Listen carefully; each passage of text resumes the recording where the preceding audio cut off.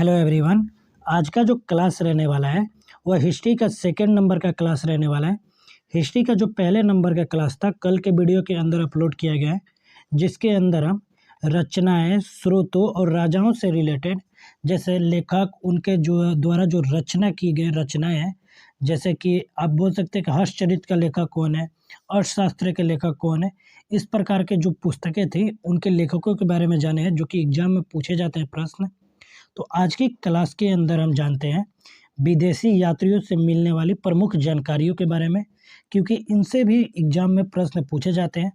जैसे कि अब बोल सकते हैं कि इतिहास का पिता कौन था और हेरोडोटस ये सब किसके दरबारी कवि थे या किसके शासनकाल में आए थे। इस प्रकार की जो इम्पोर्टेंट जानकारियाँ हैं उन सभी जानकारियों को आज की क्लास के अंदर हम देख लेते हैं। सबसे पहले अगर हम बात किया जाए कि इतिहास का पिता किसे कहा जाता है, तो हिस्ट्री का पिता हेरोडोटस को बोला जाता है। और हेरोडोटस जो था उसके द्वारा एक पुस्तक लिखी गई थी, जो पुस्तक बहुत ही फेमस है और इस पुस्तक से रिलेटेड भी प्रश्न बन के आते हैं।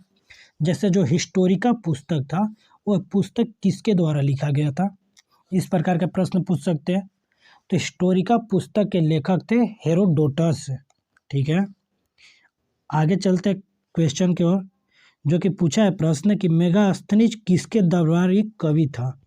तो जो मेगास्थनीज था वो चंद्रगुप्त मौर्य का दरबारी कवि था और मेगास्थनीज के द्वारा एक पुस्तक लिखा गया था जो कि बहुत ही फेमस पुस्तक है और उससे रिलेटेड एग्जाम में प्रश्न आता है कि इंडिका पुस्तक जो है वो किसके द्वारा लिखा गया है।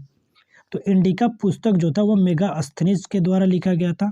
और मेगास्थनीज से रिलेटेड अगर जानकारी देखें तो मेगास्थनीज जो था वो यूनान का एक राजदूत था और उसने इंडिका जो पुस्तक थी वो लिखा था। और इसकी जो यूनानी भाषा में यह पुस्तक को लिखा था इंडिका पुस्तक को। और जो मेगास्थनीज था वो सेल्यूकस निकेटस जो था उसका राजदूत था। तो यहाँ पर प्रश्न आता है कि मेगास्थनीज जो है वो किसका राजदूत था, तो सेल्यूकस निकेटस का राजदूत था। अगला अगर प्रश्न देखें, भारत का भूगोल जो पुस्तक है वो किसके द्वारा लिखा गया है, तो भारत का भूगोल जो पुस्तक है वो टॉलमी के द्वारा लिखा गया है। और टॉलमी के द्वारा एक बहुत ही फेमस सिद्धांत दिया गया है जो कि उससे भी रिलेटेड प्रश्न आता है कि भूकेंद्रीय सिद्धांत जो है वो किसके द्वारा दिया गया था, तो भूकेंद्रीय सिद्धांत को टॉलमी के द्वारा ही दिया गया था। नाम और अच्छे से लिखना पॉसिबल नहीं है क्योंकि मोबाइल पर वीडियो बना रहे हैं, इस प्रकार से लिख नहीं पा रहे हैं, इसलिए आप साउंड से ही समझ जाइएगा। अगला अगर प्रश्न देखें कि प्लिनी का प्रसिद्ध कृति क्या है, तो प्लिनी जो था उसका जो प्रसिद्ध कृति था वह था नेचुरल हिस्ट्री। जो नेचुरल हिस्ट्री है वो प्लिनी के द्वारा लिखा गया है। ठीक है, और प्लिनी जो लेखक था वह रोमन लेखक था। प्लिनी कहाँ का लेखक था, तो रोमन का लेखक था। और जो मेगास्थनीज, हेरोडोटस और टॉलमी थे वो सब यूनानी लेखक थे। ठीक है, आगे हम देखते हैं चीनी लेखकों के बारे में। तो जो चाइना के से आए थे लोग, उन बौद्ध धर्म से रिलेटेड जानकारी प्राप्त करने उन लेखकों के बारे में जानते हैं। तो सबसे पहले प्रश्न आता है कि चीनी यात्री फहियान भारत किसके शासनकाल में आया था। ये जो प्रश्न है बहुत ही फेमस प्रश्न है कि जो फहियान था वो किसके शासनकाल के अंदर भारत में आया था, तो चंद्रगुप्त द्वितीय के शासनकाल में वो भारत में आया। और फहियान से रिलेटेड अगर जानकारी देखें जो कि इम्पोर्टेंट जानकारी रहने वाला है कि फहियान कुमारजी के शिष्य थे और चंद्रगुप्त द्वितीय के शासन के दौरान 5वीं ईस्वी में भारत आया था जो फहियान था। उन्होंने बौद्ध धर्म ग्रंथ की प्रमाणिक प्रतियों का तलाश में भारत की यात्रा किया था। बौद्ध धर्म से रिलेटेड जानकारियों के लिए फहियान जो था वो भारत के अंदर आया था और उनका यात्रा विवरण बौद्ध कुटीरों, मठों और मंदिरों के बारे में जानकारी प्रदान करता है। और साथ ही में उन्होंने भारत को एक कुशल प्रशासक के साथ शांतिपूर्ण देश के रूप में वर्णित किया है। जो फहियान था वो भारत को एक कुशल प्रशासक और एक शांतिपूर्ण देश के रूप में अपने वो वर्णित किया है। अगला जो चीनी यात्री था हेवेन त्सांग।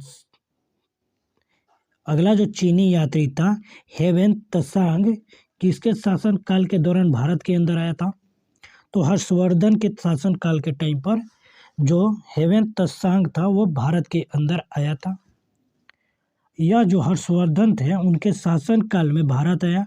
हेनसोंग जो था वो 629 ईस्वी में चीन से भारतवर्ष के लिए प्रस्थान किया और लगभग 1 वर्ष की यात्रा करने के बाद सर्वप्रथम वो भारतीय राज्य कपीसा पहुंचा था।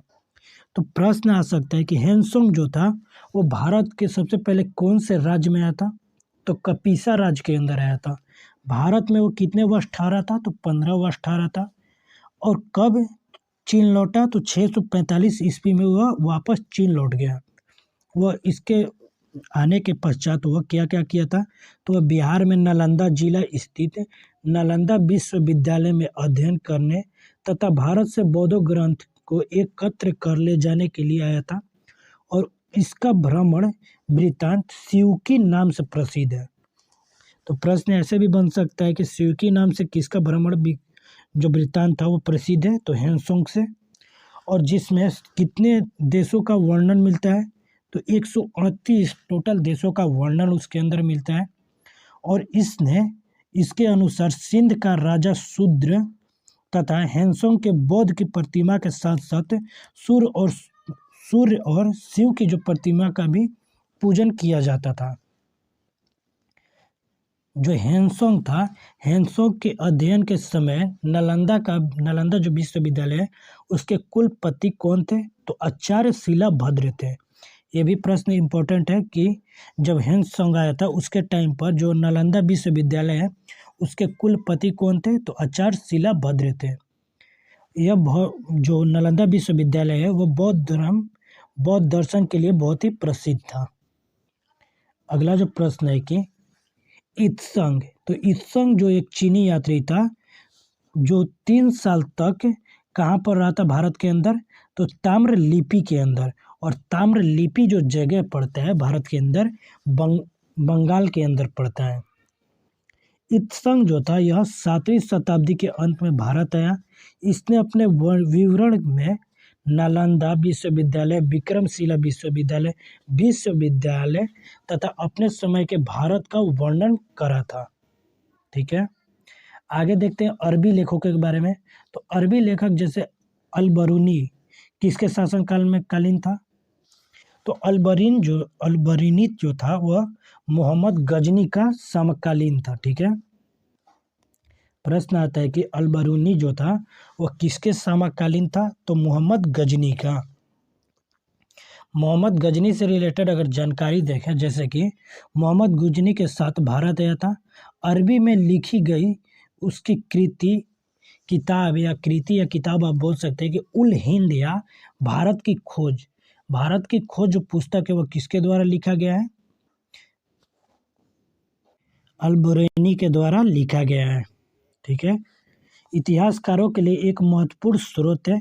यह एक विस्तृत ग्रंथ था जो धर्म, दर्शन, त्योहार, खगोलीय विज्ञान, कीमिया, रीति रिवाजों तथा प्रथाओं, सामाजिक जीवन, भारतोल तथा मापन, विद्या, मूर्तिकला, कानून, मापतंत्र, विज्ञान आदि विषयों से आधारित पर 80 अध्ययनों में विभाजित किया गया था। जो भारत की खोज पुस्तक था उसके अंदर, जिसको उल हिंदी या भारत की खोज पुस्तक के नाम से हम जानते हैं। ठीक है, अगला जो अगर देखें अरबी लेखक, तो यह था इब्न बतूता। तो यह इब्न बतूता जो था वह भारत के अंदर कब आया था?